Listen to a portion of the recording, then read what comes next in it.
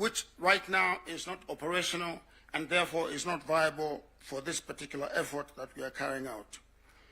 We'll also be recommending a protest law be submitted to both houses to be codified so that we can be able to de-escalate the protests when they take place. The objective here will be that for the future protests should be safer and should be professionally managed so that the outcomes are different and not deadly to our people. As I mentioned earlier, the justification for this effort is a constitutional duty of a national unity of our country, as provided for in the provisions that I pointed out. But I also want to say that compensation for victims is just one pillar of justice. There are other pillars, like courts, where matters can be heard. Where verification warrants accountability, we shall be making referrals to the office of the ODPP to ensure that cases can be pursued in courts. This effort seeks to pursue a balanced recognition of harm to civilians and to officers.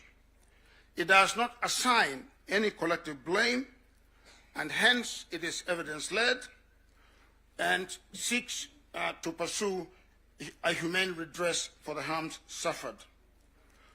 We've decided to pursue the period from January 1st, 2017 to July 31st, 2025.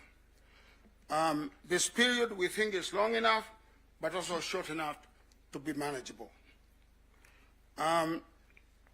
We think that compensation of victims is the best place to start this effort. It is because compensation is tangible, it is time-bound, and it is intended to unify our country. The panel that we seek to create will have the faces of Kenyans that all of you will be able to recognize and to see that they represent the face of the country. We will draw upon the Law Society of Kenya. We will draw from religious organizations. We will draw from civil society and from youth and women leaders. This panel itself will approve the framework for the compensation process. It will establish the eligibility criteria and the schedules to be followed, and will perform other acts related to compensation. We will be able to ensure in this process compliance with human rights norms and laws, and also adhere to public finance laws. As the President instructed us, our mandate is to deliver within 120 days. We'll also establish a technical team to work with us. And this technical team will draw from various institutions and organizations. Obviously, the Office of the Attorney General, the Executive Office of the President, the Ministry of the Interior, the Independent Policing Oversight Authority, the Kenya National Commission on Human Rights, and subject matter experts. All of these institutions and folks will form the backbone of our technical team. We shall also draw from psychology and trauma specialists, statisticians, data scientists, forensic experts, and record keepers and data protection individuals.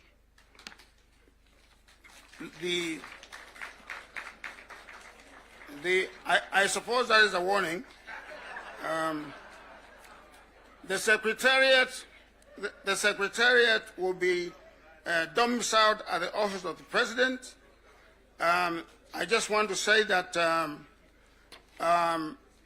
in spite of the steps that I have outlined, that we have made quite a lot of progress in identifying individuals for both teams, for both the panel and also the technical team.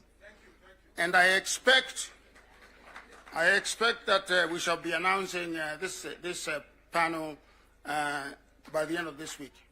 Thank you so much. And we want your support. And we want you to be our ambassadors throughout the country. Thank you very much.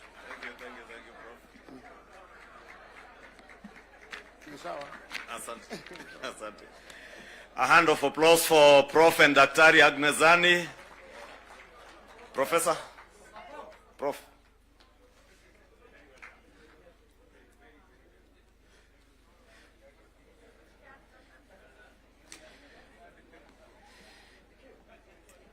Your Excellencies, the President, Prime Minister, and the Deputy President, with those two presentations, Your Excellency, members, we appreciate the seriousness of not just the implementation of the NADCO report,